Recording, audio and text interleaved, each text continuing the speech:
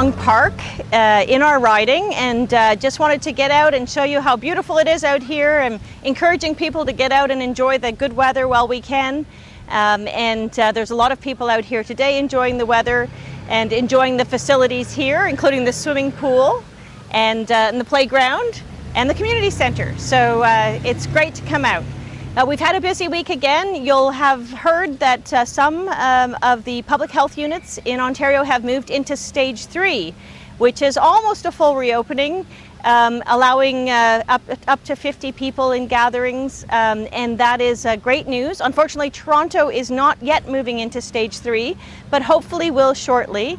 Everything we're doing, of course, is based on the advice and direction of our public health team, including the Chief Medical Officer of Health of Ontario.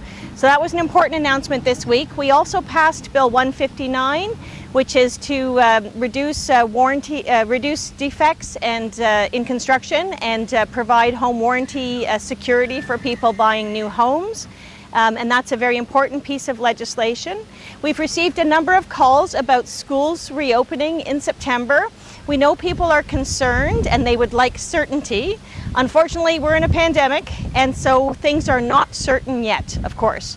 So we're doing the prudent thing, which is planning for really three possible scenarios, in case we can't have kids back in school full-time. So we hope that they will be back in school full-time in September, but we have to plan to make sure they get their education, even if they have to do it through remote learning online. And there will be some children who either have immune compromised condition or whose families do, who cannot go back to school in September given the ongoing pandemic.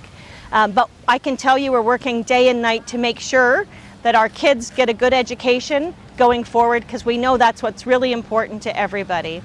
Another important piece of legislation that we're working on now is Bill 184, and that act is the Protecting Tenants and Strengthening Community Housing Act.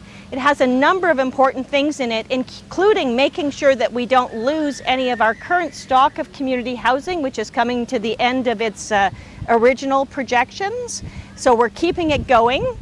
In that act, we're making some provisions to make sure people stay in the business of providing community housing who might otherwise choose not to. But as well, in that act, there has been some concern expressed that it will allow people to be evicted without a hearing. I can tell you that is not in the act. That is not going to happen.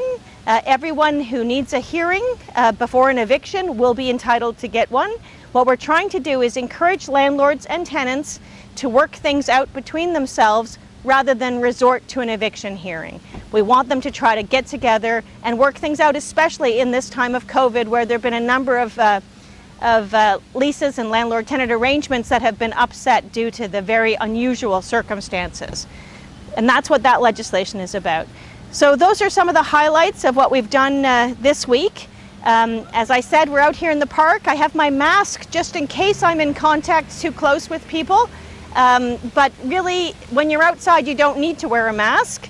You can just enjoy the nice weather. So I encourage you to get outside, patronize our local restaurants and bars, preferably on the patio if you can, and I hope to see you out there. Enjoy.